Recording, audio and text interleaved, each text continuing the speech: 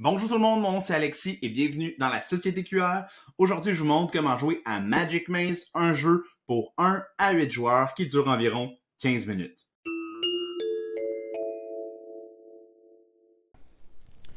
Le but du jeu de Magic Maze, c'est d'utiliser vos cartes de déplacement et de collaborer en silence avant que le temps du sablier arrive à 0 pour pouvoir déplacer les différents aventuriers vers les magasins où ils vont venir voler les armes pour ensuite ressortir vers la sortie qui est destinée à leur couleur. Donc ici, on a orange, on a jaune, on a mauve. Donc, vous devez faire tout ça avant que le sablier n'ait plus de temps, mais vous ne pouvez pas communiquer et vous avez des mouvements restreints. Donc, par exemple, ici, je pourrais seulement utiliser les portails ou me déplacer vers la gauche. Pour mettre le jeu Magic Maze en place, vous allez devoir trouver la petite tuile qui s'appelle 1A, comme ça ici, et venir la placer au centre. Ensuite, vous allez pouvoir prendre chacun des petits pions de couleur et les placer aléatoirement sur les 4 cases centrales. Ensuite, pour une partie à 3 joueurs, par exemple, vous allez chercher toutes les tuiles qui ont le petit numéro 3 dans le coin ici. Si vous jouiez A+, vous allez aussi pouvoir voir là ici que ça peut monter jusqu'à 8 joueurs. Donc ici, je fais monter une partie à 3 joueurs. Donc je vais distribuer vers le nord les tuiles égales. C'est pas important si c'est pas vraiment vers le nord, mais assurez-vous que toutes les tuiles pointent vers la même direction.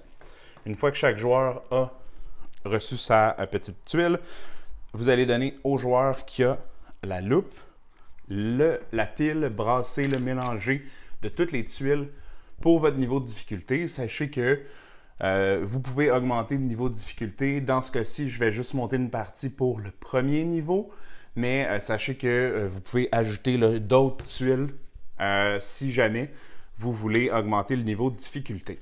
Donc, pour ça, référez-vous au manuel qui vient avec le jeu. Donc, vous allez donner le paquet de tuiles avec la loupe au joueur qui a la loupe ici. Et vous allez placer le sablier près du jeu, la petite quille rouge ici qui sert à communiquer près du jeu également. Vous allez ensuite placer le petit tableau de portail qui sert à dire « OK, vous avez accumulé le jaune, le orange, le vert, le mauve proche. » Et une fois que ça va être fait, vous allez pouvoir commencer à jouer au jeu.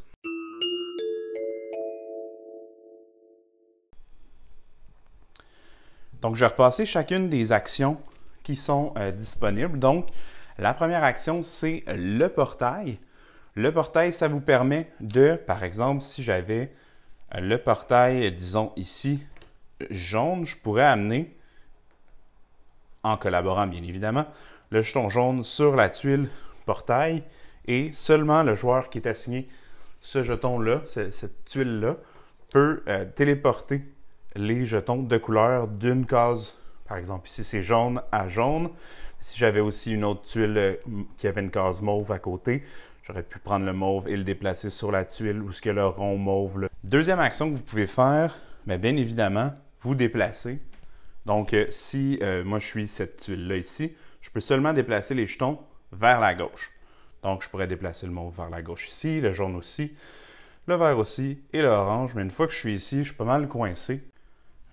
L'action explorer juste ici, la petite loupe, ça permet au joueur qui a cette tuile-là de venir ajouter des cases quand un jeton tombe sur sa couleur. Donc ici, ça ne fonctionnerait pas. Le mauve doit être sur une case mauve pour pouvoir débloquer une nouvelle section du plateau.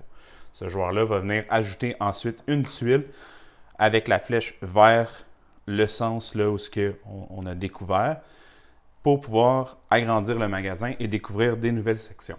Dernière action qu'on peut faire, c'est les escaliers roulants comme ça. Donc, la personne qui est assignée cette tuile ici va pouvoir faire monter les escaliers roulants. Donc, par exemple, que le jeton mauve était ici, on pourrait utiliser l'action d'escalier pour le faire monter en haut, juste ici. Même chose si on était ici, donc tous les escaliers roulants.